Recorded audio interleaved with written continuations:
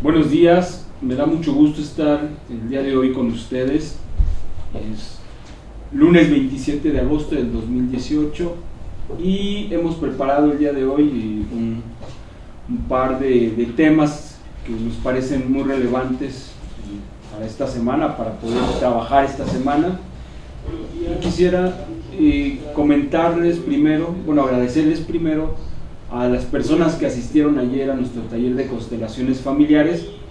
Es un taller pues que siempre tiene un tema distinto, siempre tiene una temática que se va marcando por los asistentes, y que ayer en particular nos permitió observar uno de los aspectos que vivimos. Todos pasamos por ahí en algún momento, y que muchas veces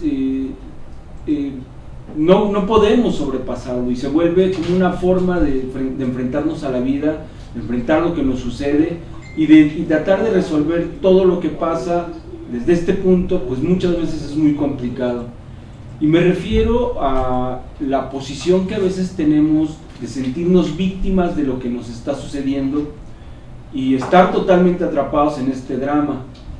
Ayer hubo un caso en particular que nos lo permitió ver de una manera muy gráfica, muy ilustrativa, muy profunda.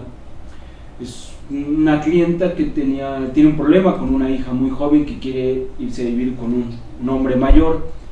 Y lo relevante aquí es la intensidad con que la madre vive lo que le sucede, y es tal la intensidad y la posición en la que ella se siente desfavorecida, culpable y víctima de lo que sucede, y al mismo tiempo no poder hacer nada para resolverlo, que empieza a hablar. Y cada vez que empieza a hablar, y no solo en el taller de ayer, porque yo he tenido oportunidad de hablar con ella, la voz cambia de tono, el llanto la invade, y es como si entrara en un drama muy profundo. Y hay algo que en las constelaciones se ha trabajado muy intensamente, y es que el drama, cuando hay mucho drama en una historia, la función que está cumpliendo este drama es tapar lo que está debajo, y entonces alguien que tiene o que actúa o que enfrenta la cosa, lo que le pasa desde el drama, no puede ir más abajo, se queda en la parte más alta, y entonces no puede resolver. De ahí también que cuando se está haciendo el trabajo de constelaciones familiares, aún en los momentos donde se hace más profundo, donde se tocan fibras más sensibles, no se deja que los representantes lleguen al drama o a la explosión dramática o a la catarsis, porque esto, en lugar de ayudar, pues hace que ya no lleguemos más profundo. El doctor Hellinger habla de que el dolor más fuerte, el dolor que más cala, es un dolor silencioso, que al igual que la alegría, son silenciosos, no son estridentes, y son muy ligeros en el sentido de que solo le pertenecen a una persona. Entonces, cuando hay drama, pues esto nos habla de varias cosas. Una, el que no se puede contactar con lo profundo. Pero en el caso de ayer fue muy interesante, porque el drama, la forma en que esta mujer vive lo que le sucede, y este drama que cada vez que lo evoca la arrastra el drama, va más allá de su propia voluntad. Es decir, a nivel racional puede entender la situación, puede entender que su hija tiene una vida de adulta, que tendrá que tomar decisiones, que se tendrá que equivocar, puede entender incluso que la culpa no existe, que ella no es culpable de que su hija actúe de esa manera, que ella no es culpable incluso si su hija la sigue en su destino. Todo eso es muy claro, y ella tiene una claridad pues normal y lo puede entender, pero cuando entra en su historia pierde toda la claridad y es arrastrada por el drama. Y el trabajo que vimos ayer fue muy impresionante, porque el drama se representó al drama, y cuando aparece el drama se puede mirar que hay alguien detrás, y ese alguien detrás es lo que en constelaciones llamamos una intrincación.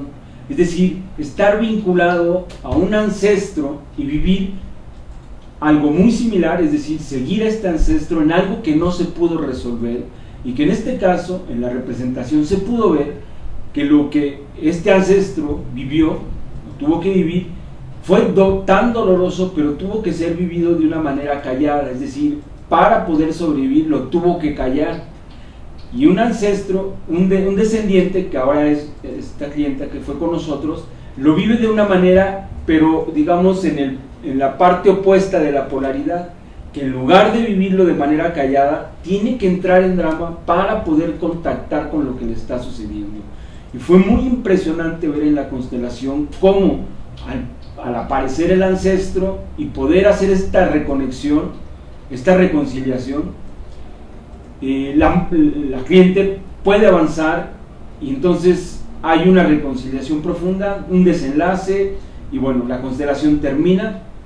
Y fue muy relevante, y esto es muy asombroso para nosotros, aunque lo podemos ver casi cada vez que hay una constelación, cómo la mujer, bueno, le cambia el semblante, pero algo que fue muy característico es que su tono de voz, cuando vuelve a intervenir y vuelve a decir algo, su tono de voz era distinto. Y entonces ella misma se da cuenta en ese momento y dice, es que ahora me siento, o sea, no tengo esta sensación de querer llorar o de querer no sé, expresarlo de una forma dramática. Bueno, esto ha sido un ejemplo, una parte que fue muy aleccionador para todos los que estábamos en el taller. Y que bueno, teníamos ya la idea de programar un taller precisamente que abordara estos temas sobre el drama, sobre sentirnos víctimas, el juego por el que andamos como víctimas o victimarios, y cómo la culpa es esta fuerza que está rondando cuando estamos en un dilema víctima-victimario, y cómo da soporte y cómo dinamiza, y cómo puede ser una forma de vida que nos lleve a matizar nuestra existencia de tal forma que, bueno, pensemos o lleguemos a pensar que no hay otra manera de vivirlo. Entonces, sobre esto trabajaremos el fin de semana en un taller que hemos preparado, un taller al que hemos llamado víctima o victimario, ¿de qué lado estás? Y es muy interesante porque en el caso de sentirnos víctimas, es algo que todos experimentamos. Yo diría que es algo que no dejamos de experimentar. La diferencia va a suceder sobre todo en la conciencia que voy teniendo cuando me siento víctima o cuando estoy en el papel de victimario, porque entonces es la forma en que puedo salir de ello. Pero si no lo veo, es muy difícil que yo pueda querer salir de ello o mirarlo como una limitante. Y bueno, la semana pasada en una conversación con una madre que tiene un problema con un hijo con adicciones, para ella era inconcebible cómo su hijo no podía entender todas las consecuencias de lo que vendrían si él seguía haciendo lo que hace. Su hijo tiene una bebé y entonces a la mamá le parecía inconcebible cómo no pudiera considerar a su hija para que parara eso que lo estaba destruyendo. Y en un momento de la conversación ella se pone en la postura, palabras más, palabras menos, y decía, bueno, es que ¿cómo es que me pueden hacer esto a mí que yo he hecho tanto por ellos? Y yo le decía, bueno, yo entiendo el dolor, pero es importante que ese papel de víctima sea desplazado, o que te des cuenta que estás como víctima para poder ir a un espacio desde una posición más adulta y resolver. Pero ella no se veía como víctima, y entonces esto es como muy característico. Hay gente que no se da cuenta, o incluso cualquiera nos puede pasar, ¿no?, que estamos en un papel de víctima, porque generalmente se tiene una idea de una víctima como alguien que está desolado, tirado, llorando, lloriqueando, quejándose. Pero ya lo habíamos dicho alguna vez que la víctima tiene muchas formas de ser representada, y que a veces, por ejemplo, en uno de sus extremos, el mártir o el héroe, que es una víctima porque muere por otros y se está sacrificando, pero que es la misma polaridad, pero que se vive en uno de los extremos, pues la dinámica es la misma, es una víctima de la situación, pero digamos que en el contexto lo vive de manera distinta. Entonces, entender estamos en una posición de víctima, nos ayuda a salir de ella, porque el riesgo el más grande es que llega un momento, y casi todo el tiempo, que una víctima no podrá transformar lo que le sucede. La víctima se nutre más de repetir lo que está sucediendo y pierde esa fuerza para poder transformar. Entonces la víctima tiene una ganancia aparente, una ganancia que a veces parece que es muy alta, pero que en realidad tiene más pérdidas a la larga, y es que aun cuando estemos en este papel de víctima, hay una ganancia al poder controlar aparentemente, o manipular, sería mejor dicho, lo que está alrededor, y eso da una sensación de control, una sensación de ganancia, una sensación de poder, pero a la larga la situación no habrá cambiado, y entonces yo seguiré nutriéndome de estas historias. Entonces por eso es que no se vuelve tan productivo esta posición, sino más bien a la larga perdemos más de lo que ganamos. Entonces el taller que hemos preparado pues tiene que ver con el asunto de cómo es la dinámica de víctima a victimario, cómo es que jugamos dentro de ella, cómo podemos identificar en qué lugar estamos y cómo cada vez que nos metemos en esta dinámica estamos obligados a compensarlo. Es decir, si lo vivo como víctima, estoy obligado a llegar a una posición donde yo sea victimario, y cuando estoy como victimario habrá un impulso a vivir el otro extremo como víctima. Y bueno, de esto, este taller básicamente tiene este tema.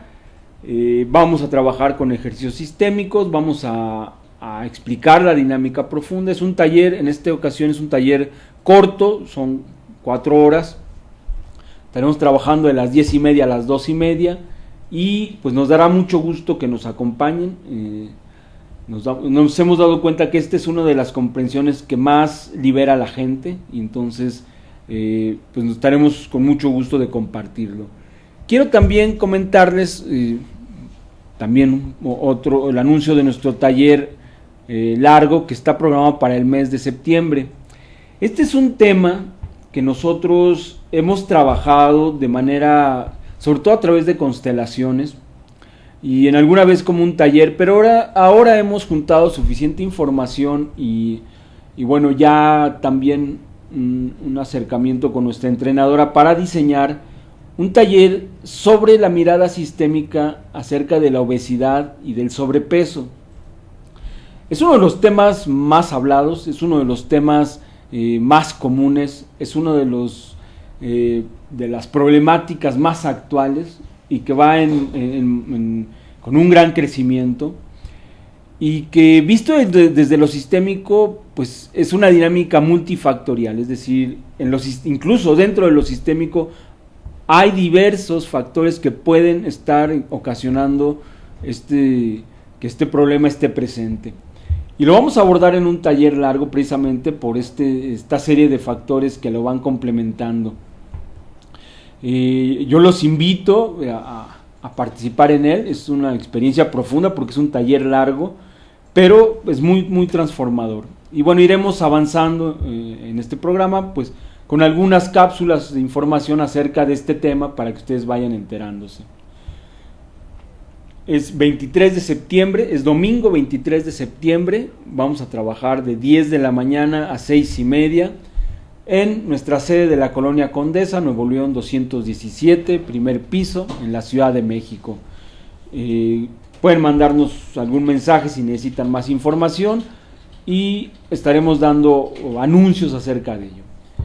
Ahora quisiera hablarles, ya terminando los avisos, sobre un tema el cual estábamos recuperando la semana pasada, cuando el doctor Hellinger en algún momento explicaba cómo la perspectiva filosófica de las constelaciones, que es el soporte de la técnica, ¿no? Cuando la vemos, esto es muy impresionante porque Hellinger es un filósofo sobre todas las cosas y como primer, digamos, protagonista de su trabajo, es un filósofo, y es un filósofo muy agudo, muy profundo, y es tiene una forma de escribir que yo diría, hay que leerlo despacio, con cuidado y poco a poco, y después volverlo a leer. Es muy simple en su forma de escribir, muy sencillo, pero es muy muy profundo, y es muy impresionante mirar cómo ese marco filosófico se expresa, por ejemplo, en la técnica de las constelaciones. ¿Cómo es que vemos esto que a veces es explicado a manera filosófica, cómo se ve representado en una constelación, en algo que está enfrentando a alguien, y cómo cuando él habla, por ejemplo, de una intrincación o de una lealtad o un mandato o la posición de adulto, cómo es que, por ejemplo, estar en esta posición de adulto, este concepto del análisis transaccional acerca de mi disposición a mirar lo que es y mirarlo como es y poder asentir a ello, cómo solo esta actitud tan existencial puede resolver una situación, solo el mirarlo así, y a veces a partir de ello cómo puedo encontrar nuevas respuestas. Esto, cuando es mencionado por Hellinger, pues tiene una profundidad muy, muy interesante, pero cuando lo vemos en una constelación con un representante en el cual puede verbalizar o puede estar en esta actitud de estar totalmente en el adulto, y vemos cómo los otros representantes son influidos por esta actitud y hay un movimiento, es que es muy, muy impresionante el cómo esta filosofía permea el trabajo y cómo lo vemos hasta en el punto más mínimo de la técnica. Y bueno, Hellinger como filósofo pues tiene una producción muy, muy vasta en lo que ha escrito, pero que no sucedió sino hasta pocos años atrás, porque él se negó a escribir por mucho tiempo, porque decía, si yo escribo algo, entonces el conocimiento al cual soy fiel se habrá congelado. Y una de las características del conocimiento en general, pero del trabajo al cual se dedica, dice, es que está constantemente en movimiento. Y entonces, dice, cuando pase esto, quien está alrededor dirá, es que tú dijiste en tal libro, es que tú lo escribiste, y entonces querrán congelar el conocimiento. Y bueno, esta idea acerca del por qué no escribía duró muchos años, hasta que finalmente empezaron a escribir discípulos de él sobre lo que él hablaba, y llega un momento en su vida en que empieza a compartir, y sobre todo estos textos filosóficos que son muy accesibles, yo lo diría, pero muy profundos, por eso habría que leerlos con cuidado. Y en uno de estos acercamientos filosóficos sobre todo, él dice, yo vivo el amor en círculos de crecimiento, ¿no? Y hace esta metáfora de cómo vamos avanzando, un poco avanzar en espiral, es decir, avanzar retrocediendo, pero que al final él llama círculos, cada uno como un círculo de crecimiento que va aportando, bueno, es el precedente del siguiente círculo, y es decir, tiene que haber uno para que exista el otro, pero que todos tienen una finalidad que es el crecimiento interno. Y por supuesto el primer círculo, dice él, lo constituyen los padres, o sea, los padres, porque hemos visto que los padres es la conexión decisiva con la vida, es mi vehículo, son mi vehículo para estar yo presente, para que de alguna manera tenga oportunidad de hacer algo grande con mi vida. Pues bueno, necesito esto que mis padres han hecho, y que entonces yo podré tomar para poder continuar, y podré también tomar para poder dar después, volverme adulto, y entonces seguir el ciclo natural del crecimiento. Entonces es importante, cuando habla de los padres, de esta conexión primaria, y entender que lo que nos dieron es lo primordial, y que si después de eso nos pudieron dar más, pues eso hay que valorarlo, pero si no pudieron darnos más, pues entonces regresar a lo esencial es suficiente. Cuando habla del siguiente círculo, habla de todo lo que pasa en la infancia y la adolescencia, que son dos momentos fundamentales en el crecimiento, en el desarrollo personal. En la infancia, sobre todo porque es cuando aprendemos a lo que significará pertenecer a nuestro clan, y lo hacemos imitando. O sea, un niño es como si parara las antenas y llegara a su clan y dijera: ¿qué es lo que hay que hacer aquí para pertenecer? Díganmelo y yo lo seguiré, y lo seguiré a pie puntillas. Yo no cuestiono nada de lo que hay acá, simplemente necesito recibir la señal de lo que para mi padre y mi madre, o para mi clan, o para quien funge como mis cuidadores, es lo relevante. Y lo imitaré al punto en que incluso pueda pasar por encima de mis propios intereses, o pueda pasar incluso de mi propio desarrollo. Yo lo seguiré porque mi necesidad infantil es pertenecer. Y eso es un paso natural, eso no es bueno, no es malo, simplemente es un paso natural, todos vamos por ahí. Y en este círculo pues lo vamos conformando.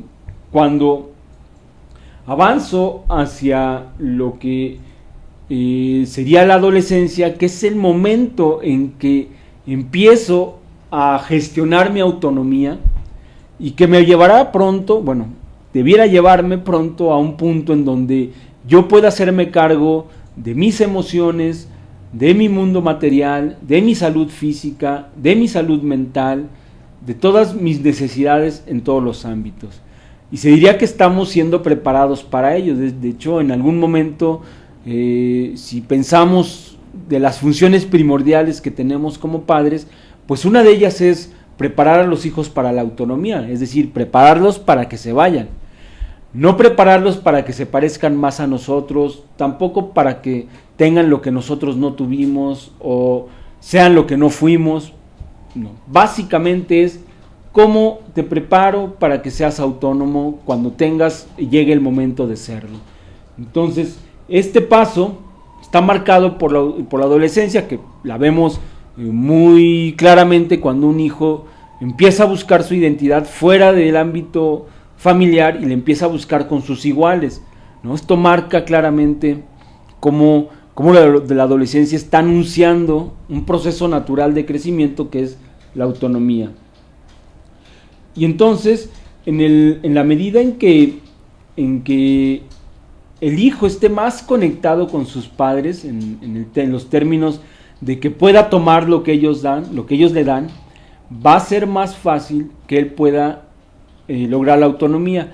Porque hay un punto donde, si nosotros valoramos en términos de compensación, que cada vez que yo recibo algo, me siento con el impulso de devolverlo. Y en una relación es más fácil verlo, una relación de iguales, cuando alguien hace algo que me hace sentir bien, yo tengo el impulso de regresárselo, y le puedo hacer algo, dar algo que le haga sentir bien, ¿no? Compensar eso que me ha dado. Incluso si le puedo dar un poco más, él se sentirá o ella se sentirá de igual manera otra vez con la necesidad, con el impulso de regresármelo. Esa relación va a crecer en lo positivo y va a crecer, tendrá muchas posibilidades. Pero también habíamos visto que intercambiamos cosas negativas o que hacen daño aún con las personas que más amamos, y que en esa compensación, si yo puedo dar un poco menos, entonces mi relación madura. Entonces, esto entre iguales es más fácil observar. Cuando pienso en los intercambios que hay con mis padres, digamos que el gran intercambio es la vida pasa a mí y yo la tomo. A un nivel muy profundo, yo entiendo el valor de esto como algo, es como si recibiera un regalo tan grande y que mi impulso de regresarlo no me alcanzara para compensar el tamaño del regalo. Ese impulso es lo que me hará salir al mundo y lo que me hará ganar autonomía. Es como si yo sintiera que no me alcanza, y entonces necesito salir al mundo y poder servir, estar al servicio, a través de mi trabajo, de mis estudios, de cualquier forma en que la vida ha escogido para mí. Y así compenso, o trato de compensar lo que mis padres me dieron. Entonces, La línea natural pareciera muy simple, es decir, como niño aprendo lo que me da la pertenencia, como adolescente distingo y empiezo a buscar otro tipo de pertenencia, empiezo a lograr autonomía y contacto con esto que me han dado mis padres, avanzo hacia la autonomía y empiezo a darle a los otros, me vuelvo productivo, etc. Una línea pareja, es muy sencilla, gráficamente muy sencilla, pero hay momentos donde podemos quedar atrapados por años. Por ejemplo, en el paso de la adolescencia hacia la autonomía, podría quedarme permanentemente en un estado de adolescente, en donde no termino de agradecer o de tomar lo que me han dado, y entonces no tengo la fuerza para la autonomía. Es decir, es como si hubiera quedado bloqueado, o lo que llegó de mis padres no lo quisiera tomar, y al no quererlo tomar, mis manos están vacías y no puedo avanzar, compartir, dar, ofrecer, trabajar, etc. Y puedo quedar ahí, ¿no? Entonces, aquí hay dos cosas importantes. Una es que como padre yo le ayudo a mi hijo a la autonomía, y le ayudo básicamente cuando me dedico a resolver lo que a mí me toca. Ayer, cuando estábamos trabajando en el taller, una de las clientes que tiene un problema con su hija decía: es que yo quiero que mi hija tome una buena decisión, es que yo no quiero que mi hija se equivoque, es que yo no quiero que haga lo que yo hice. Entonces, no poder mirar que el otro tiene un destino distinto, esa es una gran limitación, porque los hijos en algún momento, por más que sean nuestros hijos, tienen un destino propio que les pertenece y que es tan grande como el mío y tan grande como el de cualquier otra, y tan indescifrable como el mío, y que solo se conoce en las experiencias que van en el día a día. Entonces, y ya lo había comentado alguna vez, pero fíjense qué arrogancia el quererle cambiar el destino a alguien. ¿En qué posición estaremos o querremos estar para poder decir que el destino de alguien está bien o está mal? Y si está mal, ¿qué es lo que le tiene que cambiar? Como padres, yo pienso a veces que tenemos cierta ceguera, porque hasta creemos que tenemos el derecho de querer cambiarle el destino a nuestro hijo, a nuestra hija, y sobre todo cuando es un destino difícil. Por supuesto que tener un hijo un hijo que esté enfermo, un hijo que tenga una discapacidad, una limitación, es muy doloroso. Pero de ahí a querer que su destino no sea como es, lo primero que pasará en ese momento es que lo estoy viendo como disminuido, lo estoy viendo como incapaz de enfrentar su destino, y cuando eso sucede en una relación de padres-hijo, lo que pasa con el hijo es que se debilita. Y fíjense qué paradójico, lo que necesita un hijo es fuerza para enfrentar el destino, no que alguien intente quitárselo de encima. Pero es un movimiento muy común.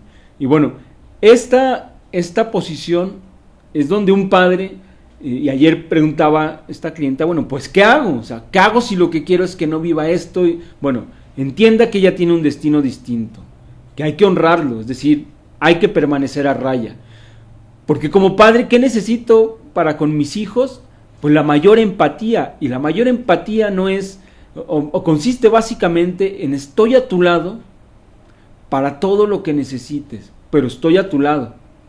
No impido que vivas que viva lo que tienes que vivir, no quiero que lo vivas como yo, no quiero que proyectar sobre ti lo que yo no he logrado, simplemente estoy a tu lado con toda mi fuerza, porque toda mi fuerza resuena para ti y se convierte en fuerza interna. Entonces le decíamos, el asunto es que si yo no honro el destino de mi hijo, no puedo ser empático con él o con ella. Y una vez que lo hago, puedo estar a un lado. Y lo segundo es, la vida me da oportunidades a todos, pero en este caso como padre o como madre, de fortalecerme internamente. ¿Y cómo lo hace? A través de las cosas que me presenta. Es decir, no necesito hacer un análisis muy extenso sobre lo que es mi vida, sobre lo que he vivido, sobre lo que no he resuelto. Eso puede ser un espacio de reflexión que suceda, pero lo que requiero es qué es lo que hoy lunes 27 de agosto está presente en mi vida. Y es ahí donde toda mi atención debe estar concentrada primero para mirarlo, después para mirarlo como lo que es, no como yo quiero que sea, sino como lo que es, y tercero, para estar en disposición de vivirlo, porque si está ahí, tiene un propósito. Y entonces la recomendación era, mire su vida, dedíquese a atender lo que la vida le está presentando, y en conjunto esto tiene más fuerza que si sentara a su hija 2 horas y le explicara todos los pros y todos los contras de la decisión que quiere tomar. Entonces, cuando los hijos van en este camino de la infancia, adolescencia, hacia la autonomía, los padres tenemos un gran papel, pero que si no hemos resuelto nosotros lo propio, pues a veces en lugar de apoyarlos, pues nos volvemos un desafío más que tendrán que enfrentar nuestros hijos, ¿no? Visto como padre. Y visto como hijo, pues bueno, yo tendré que enfrentar lo que la vida me presente. Y a veces la gente dice, bueno, pero es que, de acuerdo, yo tomo a mis padres y hago el ejercicio y me voy a concentrar en ello y voy a hacer este crecimiento personal. Pero mis padres, o sea, si mi papá es así y mi mamá es así, y si ellos no han tomado a sus propios padres, ¿esto cómo yo lo puedo superar? ¿Cómo puedo yo sobreponerme a esto? ¿No es un obstáculo más en mi vida que mis padres no lo hayan hecho? Sí y no. Es decir, sí cuando mi hijo es joven, ¿no? Cuando no tiene la capacidad de discernir sobre todo esto que es tan profundo a nivel sistémico, porque me va a seguir, porque va a hacer lo que yo le pida como padre. Inconscientemente, un hijo sigue los mandatos de los padres, y hay un punto donde los mandatos que están en el clan y que se han transmitido por generación, yo como padre los vuelvo a repetir dándoselo a mi hijo o a mi hija, y cuando ellos los reciben, no disciernen, no dicen, no, esto no me sirve, esto no lo quiero, simplemente dicen, mandato, se cumple. Y si el mandato que está ahí y que yo le hago llegar de manera inconsciente es, no tengas pareja, pues mi hijo o mi hija va a seguir el mandato de manera inconsciente, pero con fe ciega, y no lo va a superar. Entonces, entender que existen estos mandatos, si yo, decía estos comentarios de cómo yo puedo superar lo que mis padres no han superado. Bueno, como pequeño no lo puedo hacer porque solo sigo a mis padres. Cuando estoy ya en edad de autonomía, entonces sí puedo distinguir y dejar a mis padres en su lugar con sus asuntos, ¿no? Esto implica un acto de adultez muy profundo y de mucho respeto, porque paro críticas, paro juicios y los dejo con lo que ellos tienen que vivir, ¿no? No meto las narices, ni tampoco los compadezco, ni quiero que sean de otra manera, sino los dejo con su asunto, y a partir de ahí puedo regresar a la comprensión original. La vida pasa a través de ellos, y yo ahora puedo hacer algo grande. Yo ahora puedo convertirme en adulto. Yo ahora puedo construir una nueva moral que no esté basada en repetir lo que en mi clan se hace, sino en discernir qué es lo que a mí me sirve en este momento. Y para eso tengo que tener la atención en lo que la vida me presenta.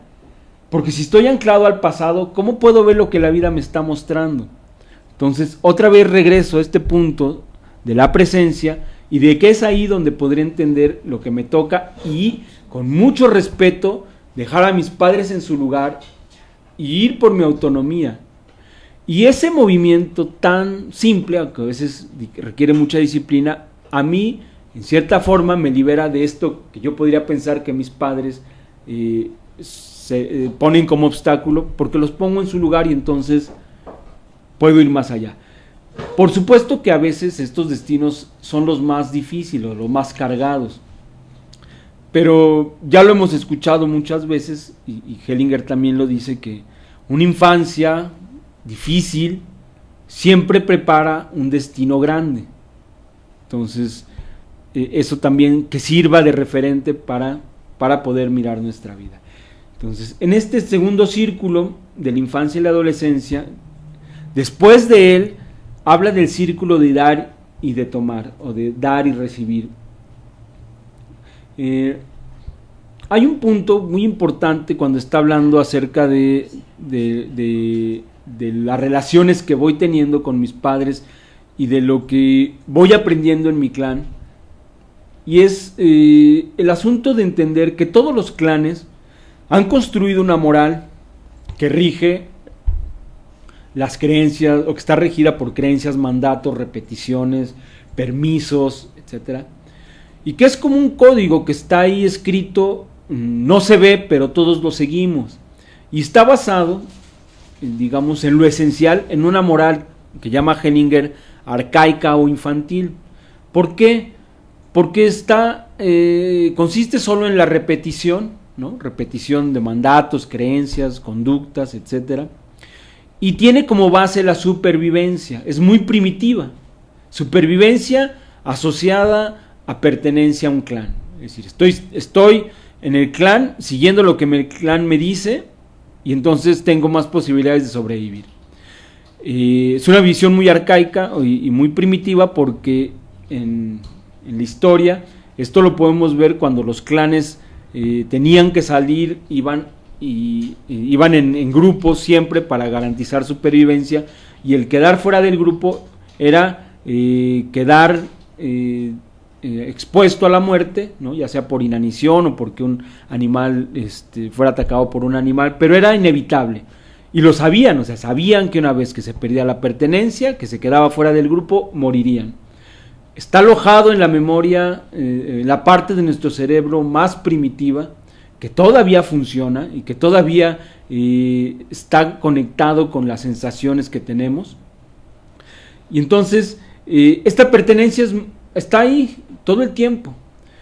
Y si ustedes quieren identificar cómo se siente un poco, piensen en aquellas situaciones donde se sienten excluidos, sobre todo de su círculo cercano. Bueno, esa sensación desagradable de quedar excluido, de estar separado, de estar apartado, es muy, muy hormonal, es decir, es muy corporal. Hay una reacción química en esa sensación y es muy instintiva, no es racional. Bueno, eso sigue presente en nosotros. Por eso dice Hellinger que es una moral arcaica y que funciona instintivamente. Y nos hace sentirnos que pertenecemos. Después hay una moral que se construye desde la adultez, o como adulto, como lo manejan en análisis transaccional, que es una moral que yo construyo no en base a la repetición de lo que se ha dado en mi clan, sino con base en aquello que yo ahora, a través de mi discernimiento, de mi experiencia y de mi posición, puedo identificar como conveniente, no conveniente, que me da más o que me da menos, y entonces puedo ir construyéndola. Por supuesto que cada vez que yo dentro de mi clan busco la autonomía adulta, hay un movimiento de tensión representada por las personas que incluyen mi clan, que se siente, donde se percibe una amenaza. Es como si yo intentara salir o hacer algo distinto en mi clan, y todos en ese momento se pusieran en alerta y me miraran y dijeran: algo está pasando aquí, alguien está haciendo algo que no está permitido, alguien está haciendo algo que en este clan no se hace y no es permitido. Bueno, desde la conciencia infantil no es permitido, pero fíjense qué interesante. Mi árbol, mi clan, necesita esos momentos de conciencia y de crecimiento personal que vayan más allá de lo que se ha hecho siempre para poder crecer.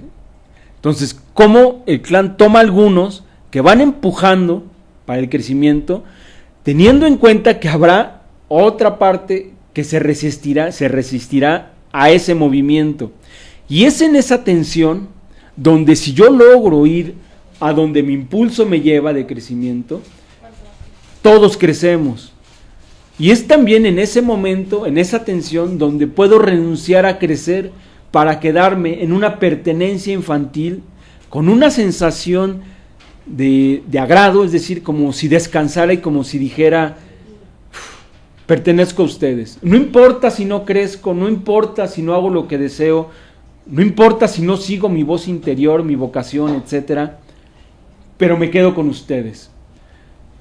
Y también es válido. Yo aquí quiero recalcar este punto donde no estamos mirando si algo es bueno o es malo. Simplemente esto tiene unas consecuencias y tomarlo de otra manera tiene otras consecuencias.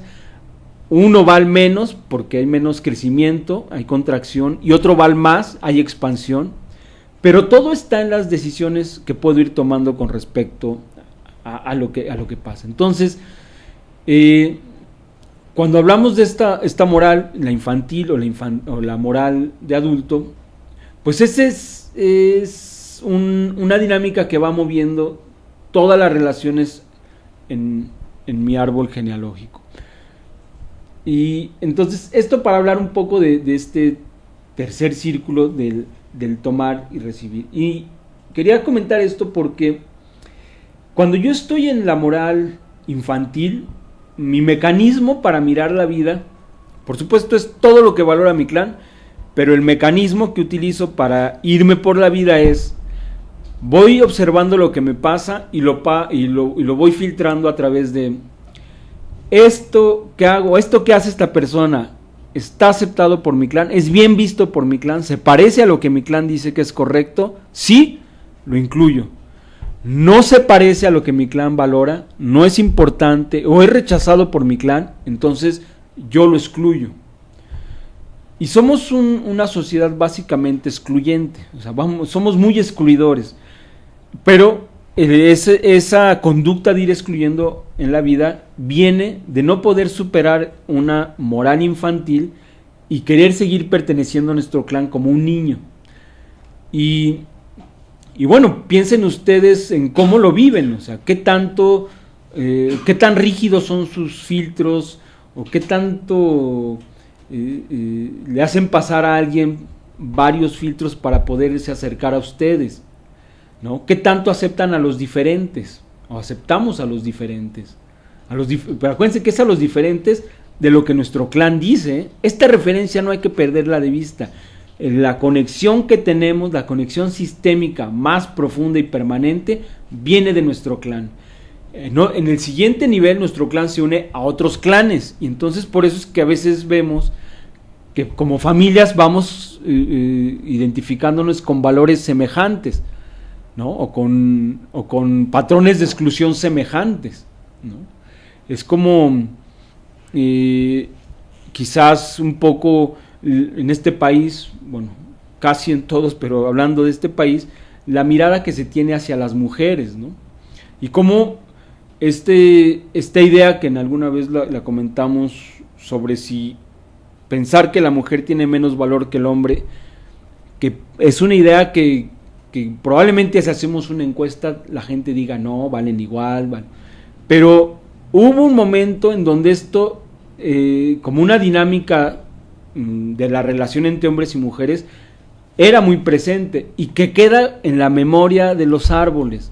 Entonces, antes de reaccionar a esta premisa, uno tendría que indagar cómo yo verdaderamente lo vivo.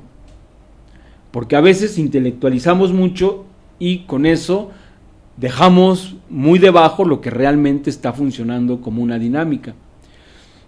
Entonces, bueno, esto un poco para ejemplificar cómo es que si yo voy por la vida con una moral infantil, rechazando a los que no se parecen, ¿no? Y tratando de aceptar un poco a los que se parecen, entonces, dice Hellinger, lo que voy haciendo es quedándome cada vez más pobre.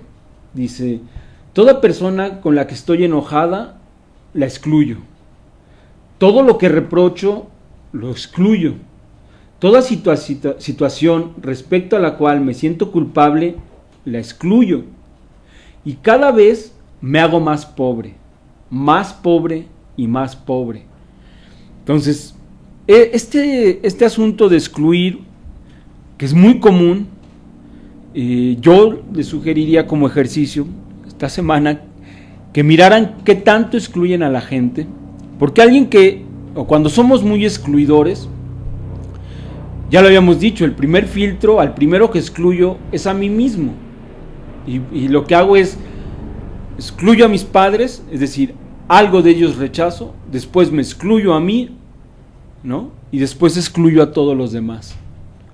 Si no puedo ver qué excluyo de mis padres o cómo me excluyo a mí, Entonces puedo ver cómo rechazo a los otros, qué les critico. Y eso es un espejo. Entonces podría ser el camino inverso. O sea, veo hacia afuera, que estoy rechazando, que excluyo, veo cómo eso es rechazado en mí y después veo cómo eso es rechazado hacia mis padres. Porque en este movimiento, que es algo muy común, cuando puedo posicionarme del otro lado y entonces dejar de rechazar, hay un movimiento interno muy, muy interesante que genera ligereza y genera fuerza, porque me abro a la posibilidad de que el otro exista, que sea como es, ¿no? Que tiene derecho a ser como es, pero además me abro a una dimensión que está por encima de todos, una dimensión que lo contiene todo, una dimensión que puede ser nombrada de muchas maneras, que puede ser nombrada como Dios, como el Gran Espíritu, la inteligencia suprema, como lo queramos llamar, pero que Hellinger habla de la dimensión del espíritu y que además dice es el espacio o es lo que contiene todo y es el que lo ha pensado todo. Es decir, todo lo que existe es pensado por este gran vacío. Y entonces, si ha sido pensado, es por eso que existe. O sea, si no hubiera sido pensado y pensado como es, entonces no existiría. Entonces fíjense qué paradójico. Yo podría criticar a alguien, ¿no? Pensando cómo es posible que sea de tal o cual manera o haga tal o cual cosa. Y verdaderamente creérmelo de cómo es posible. Y en mi expresión de cómo es posible, lo que estoy tratando de decir es, no tiene derecho a existir. Yo, Mauricio, un mortal como todos los demás, diciendo que alguien tiene derecho o no de existir. Entonces, este es un acto de soberbia muy profundo, que además esta actitud es la que sostiene todas las guerras que podemos tener con los semejantes, pero también las grandes guerras, y que hace que alguien sea capaz de destruir a otro sintiéndose bien. ¿Por qué? Por seguir una moral que le dice, tú estás bien, el otro está mal. Pero cuando pensamos en esta gran dimensión que todo lo ha pensado, entonces nada está fuera. Y todo, si ha sido pensado, fue pensado de una manera, no como yo quiera, no como a mí me guste, sino pensado tal como aparece. Y una vez que yo lo puedo entender, mi percepción acerca de la vida se expande y me vuelvo incluyente.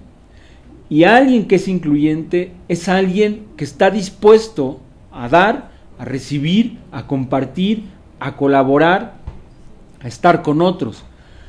Y una de las sensaciones más placenteras es poder estar con alguien capaz de dar, capaz de incluir, capaz de compartir y capaz de servir.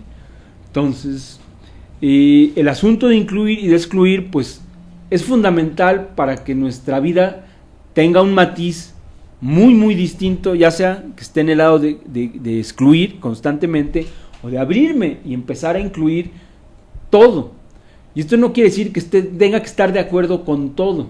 Simplemente es entender que todo está pensado de una manera, no como yo quiero, sino pensado de una manera.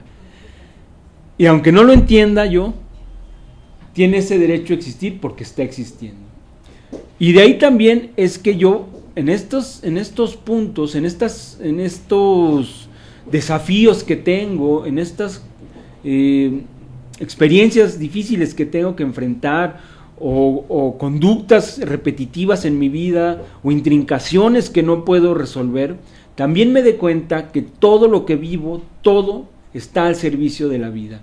Y regresando un poco al ejemplo con el que empecé sobre esta clienta que se sentía atada en el drama y que se sentía muy víctima,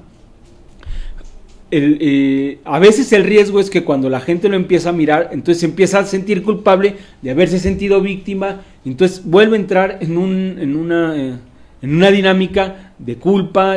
Pero el asunto es salir de ahí y darse cuenta, primero, que siempre se hace lo mejor que uno puede, siempre uno es la mejor versión de uno mismo, y que además eso que ha sucedido con su vida, eso que haya jugado de esa manera, eso también está al servicio de la vida. Y entonces, para ese caso podríamos decir, ser víctima, vivirnos como víctimas, también está al servicio de la vida. El victimario también está al servicio de la vida. Todo, si está, es que está pensado y es que está al servicio de la vida. Y eso me hace ser menos juez de lo que está alrededor mío, incluir, asentir y por ende vivir más ligero. Yo les sugiero que hagamos este ejercicio esta semana. ¿Qué tanto excluyo y qué tanto lo puedo incluir? Si me cuesta trabajo incluir a la gente, y bueno, este es un indicador de que algo en mí tiene que ser procesado. Pero sirve mucho la idea de entender que al que yo rechazo tanto, con esa conducta que no me gusta o con eso que yo veo que hace, ese ha sido pensado por esta misma dimensión, este vacío, como lo quiera llamar, ha sido pensado igual que como yo fui pensado por él. Y somos pensados así, completitos. Entonces, tiene derecho de ser como es, como yo tengo mi derecho de ser como soy. Y cuando estén en esta reflexión, sobre todo con estas personas, traten de percibir la sensación que su cuerpo va a registrar en ese momento. Hay un movimiento a nivel celular y bastaría estar un poco concentrado para percibirlo. Habíamos dicho cómo el cuerpo es tan potente para percibir todos los movimientos energéticos, y a veces solo basta con que me quede quieto y lo trate de percibir. Con esto voy a concluir, dejo el ejercicio, experiméntenlo, mándenos sus comentarios y bueno, dejo ya este tema para recordarles nuestro taller del domingo, víctima o victimario, de qué lado estás, dinámicas profundas sobre ser víctima, ¿no? Y cómo esto también es una lección de vida. O sea, no se trata de quitarse de encima lo que somos o lo que hacemos. Se trata de entender que aquello que tenemos, que aquello que nos sucede, siempre tiene una oportunidad de crecimiento. Decía el doctor Hedinger, ¿cuál es mi misión en la vida? ¿No? Me preguntan, ¿cómo puedo encontrar mi misión en la vida? ¿Qué tengo que hacer? ¿Cómo lo descifraré? Y decía, la misión en la vida es vivir. Y vivir bien. No tengo que hacer más. Y lo encuentro en el diario actuar y en todas mis experiencias. Les deseo que tengan una excelente semana. Les deseo también que tomen esto un poco para experimentarlo, que lo puedan experimentar tan a fondo que llegue un momento en el que ustedes digan, yo sé de qué trata esta filosofía porque la he experimentado y ahora puedo construir algo a partir de ello. Muchas gracias.